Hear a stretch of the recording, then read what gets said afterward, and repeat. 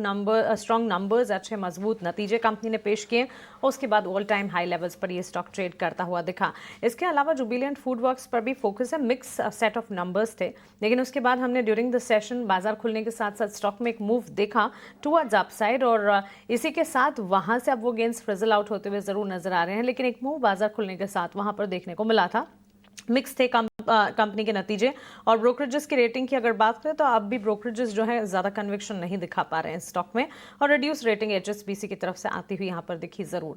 IT measures की अगर बात करें, इन्फोसिस के स्टॉक में हमने देखा था आज सुबह अच्छा खासा एक्शन देखने को मिला था।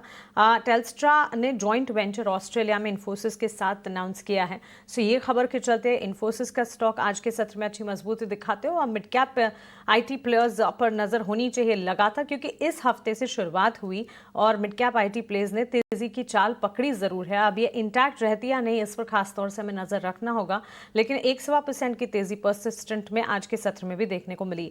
मेटल स्टॉक्स में हमने देखा कि 3 दिन की बाइंग के बाद एक वीकनेस वाला ट्रेंड देखने को मिला। प्रेशर था एनएमडीसी, टाटा स्टील, वेदांता जैसे स्टॉक प्राइसेस पर, और ऑलमोस्ट मेटल इंडेक्स में भी लाल निशान के साथ बिकवाली का दबाव।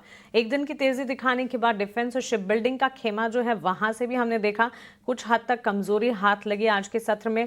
कोचिन शिपयार्ड, गार्डन रीच शिप बिल्डर, मैसगांव डॉक, इन तमाम स्टॉक्स में, साथ ही एचएल बीएल जैसे काउंटर्स। लेकिन लगातार एक्सपर्ट्स का यह भी कहना है कि एंट्री अपॉर्चुनिटीज ढूंढी जा सकती है। एक समय था जबकि ये स्टॉक सिर्फ और सिर्फ तेजी की चाल पकड़ते थे, अब भी आपको एंट्री अपॉर्चुनिटी देते हैं, लेकिन स्टैगर्ड मैनर में यहां पर एंटर करने की राय एक्सपर्ट्स की तरफ से भी आती है। इसके अलावा अगर आप देखेंगे वॉल्यूम बाजिंग मोमेंटम्स भी कुछ तमाम स्टॉक में रहे। टेक महिंद्रा जैसे स्टॉक थे जहां पर हमने ब्रेकआउट भी देखे आज के सत्र में। ऑल इन ऑल आईटी का खेमा, इसके साथ साथ consumption slowly and eventually pickup करता हुआ, लेकिन बाजार में अगर आप देखेंगे तो हर तरफ, चाहे फिर वो बेंचमार्क्स हो, निफ्टी नेक्स्ट कैटेगरी हो या फिर ब्रॉडर मार्केट्स हो, आपको अच्छी एंट्री अपॉर्चुनिटी मिलेगी जरूर। IT, financial services, pharma, PSU bank जैसे प्लेयर्स, सेक्टर्स जो अच्छे तेजी दिखा रहे हैं आज के सत्र में। इसकी ठीक विपरीत FMCG, energy, real estate, metal जैसे काउंटर्स जहां से बिकवाली का दबाव है।